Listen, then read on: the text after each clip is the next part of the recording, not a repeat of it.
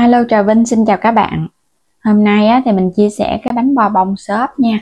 Với cách làm này thì bánh bò của mình không có cần dùng cơm rượu mà có độ xốp ngon mềm giống như là cái kiểu truyền thống vậy đó. Đặc biệt là mình để cả ngày bánh vẫn mềm ngon ha, chứ nó không có bị khô.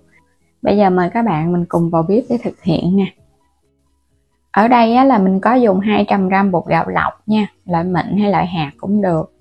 Và bên đây là 50g bột năng là 250g, kết hợp với 70g bột mì nha, mình dùng cái loại bột mì loại dừa thôi. Và 400ml nước cốt dừa, nước cốt béo cho nó ngon. Bên đây là mình có nửa chén đường 150g cùng với chút xíu muối.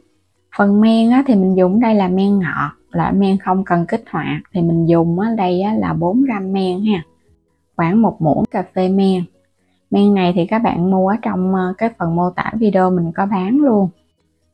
Rồi bây giờ pha bột mình sẽ cho đường vô. Tiếp theo là men nè. Rồi các bạn cho tiếp nước cốt dừa vô. Pha cái bánh bò thì nó phải béo béo á, ăn nó mới ngon. Và nước cốt dừa nó béo cũng giúp cho cái bánh của mình nó bông á. Còn các bạn dùng nước lọc bình thường là sẽ giảm cái độ bông xốp. Còn nếu mà cần kích hoạt thì các bạn có thể khuấy xong mình chờ 10 phút, nếu mà nó nổi đều lên trên mặt là men còn hoạt động. Cho tiếp phần muối vô để trộn. Rồi hòa 50g bột năng cùng với 70g bột mì. Bột mì cao cấp sẽ giúp cho cái bánh của mình nó trắng hơn. Thường là mình dùng cái loại bột hoa ngọc lan. Cũng cho tiếp phần bột gạo vô luôn. Và cái mình khuấy đều cho nó hòa tan. Bột này nó sẽ hơi sệt sệt nha, nên là các bạn khuấy cho nó kỹ kỹ một chút để phần bột của mình nó mịn. Đối với bánh bò xốp là bột nó sẽ hơi sệt sệt thì bánh nó mới xốp ngon. Khuấy xong thì bây giờ lọc trở lại để cho nó mịn hoàn toàn nè. Còn cái bánh bò rễ tre thì mình chịu khó nhồi. Mình nhồi kỹ bánh nó mới có rễ tre. Bánh xốp này thì nó nhanh hơn, mình chỉ cần trộn đều thôi, chứ không có cần phải nhồi cực công. Mà đặc biệt là cái bánh xốp này bột nó đặc, còn cái bánh rễ tre thì bột nó lõm.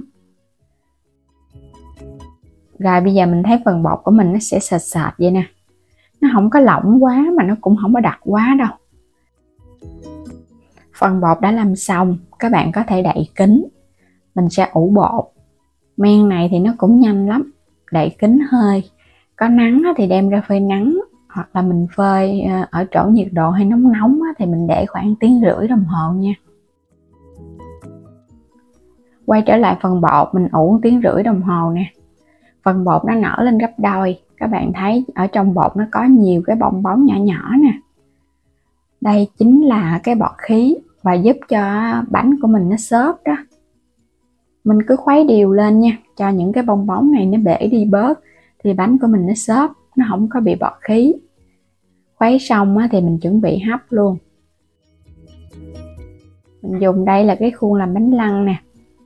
Các bạn có khuôn nào mình dùng khuôn đó, nhưng mà nếu dùng khuôn nhôm thì mình quét sơn lớp dầu rồi hấp nóng khuôn hãy cho bột vô.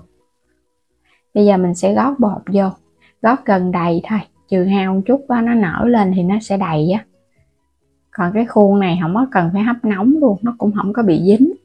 Ở trong bột mình đã có pha nước cốt dừa đó, cũng tạo ra cái chất dầu thì bánh của mình nó không dính khuôn. Và khuôn bánh lăng này người ta hấp ở trong nhiệt nên là các bạn yên tâm hay không có sợ đâu. Mình cứ gót hết vô. Rồi bây giờ bắt sẵn nồi nước sôi, các bạn đem bánh lên hấp. Nước trong nồi phải sôi thì bánh nó mới nở nha. Mình sẽ hấp lửa cao trong vòng 15 phút để cho bánh nó nở, nó chín đều. Đủ thời gian thì mình tắt bếp luôn, rồi cái mình chờ 1 phút mở nắp nha. Và trong thời gian hấp các bạn xả hơi nước 2 lần đi, để bánh nó không có bị nhão cái lớp mặt Bánh của mình nhìn hấp dẫn quá ha. Thơm nhất chính là cái mùi nước cốt dừa các bạn ơi. Bây giờ sẽ lấy bánh ra rồi chờ nguội bớt một chút. Mình lấy ra khỏi khuôn, bánh của mình nó sẽ dễ tróc mà nó không có bị quá mềm nó bong bong. Bánh bò bông với men ngọt làm siêu dễ luôn. Bỏ ra ít phút trộn bột thôi, ai cũng sẽ có được món bánh bò ngon ngay tại nhà. Bây giờ nó cũng nguội nguội rồi nè, mình sẽ lấy ra ha, không có cần phải chờ tới nguội hẳn đâu.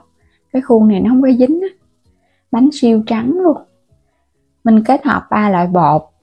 Bột chính là bột gạo sẽ giúp cho bánh của mình nó nở ngon và nó có độ mềm. Bột năng thì mình cho thêm để tăng thêm cái độ hơi dai dai á, nó sẽ có độ đàn hồi dai dai thì ăn nó mới ngon. Còn các bạn pha thêm bột mì sẽ giúp cho bánh của mình để nguội nó không có bị cứng. Dùng hoàn toàn từ bột gạo và bột năng thì để nguội nó sẽ hơi khô lại một chút. Tùy theo các bạn nha, mình pha 3 loại bột vậy thì mình thấy ra cái bánh rất là ngon. Làm ăn hay là làm bán gì cũng được luôn. Hấp sẵn buổi tối, rồi các bạn cứ để yên ở trong cái khuôn vậy nè. Đậy cái khăn vải mùng lại để giữ ấm. Thì sáng hôm sau mình hãy gỡ ra khỏi khuôn, đem bán cũng được nữa. Còn làm ăn thì mình ăn ở trong ngày là nó ngon nhất. Qua ngày hôm sau thì các bạn cứ để yên ở trong cái nồi hấp luôn. Sáng lại lấy ra ăn. Bánh xốp ngon giống y như mới hấp chứ không có bị cứng gì hết á. Nhìn cái bánh nó bông và nó nhẹ tên nè. Nhìn hấp dẫn quá các bạn ha. Bánh bò bông. Ngày xưa thì phải xay gạo, rồi phải ủ men cơm rượu nữa, phải chờ tới 3 ngày mới có được món bánh bò xốp ăn. Xay gạo rất là cực luôn. Còn bây giờ muốn ăn gạo xay thì các bạn chỉ cần dùng cối sinh tố thì nó cũng nhanh tiện. Và với cái cách làm này thì mình thấy còn nhanh hơn nữa. Dùng gạo đóng gói sẵn, nhưng mà ra cái bánh của mình vẫn bông xốp nha, giống y như cái bông mút luôn á. Và đặc biệt là phải béo nước cốt dừa thì bánh này nó mới ngon. Còn ngoài ra thì các bạn dùng sữa tươi không đường cũng được nữa, nhưng mà mình thấy nó không có bằng cái nước cốt dừa đâu. Bông xốp, bên ngoài thì láng bóng. Bánh bò, một món bánh dân gian mà mình thấy ai ai cũng rất là thích. Vừa dễ ăn mà làm cũng không có cực nữa. Nhẹ lắm luôn á. Bây giờ thì mình cảm ơn các bạn đã theo dõi hết video của mình nha. Nếu như chưa đăng ký kênh thì bấm đăng ký ủng hộ Alo Trà Vinh và Alo Trà Vinh 2 của mình. Và mua thêm các sản phẩm thì mời các bạn bấm vào cái kênh rồi cái chuyển đến cửa hàng. Lựa chọn nhiều sản phẩm phù hợp mua ủng hộ mình với nha. Bây giờ thì xin chào và hẹn gặp lại các bạn ở video tiếp theo.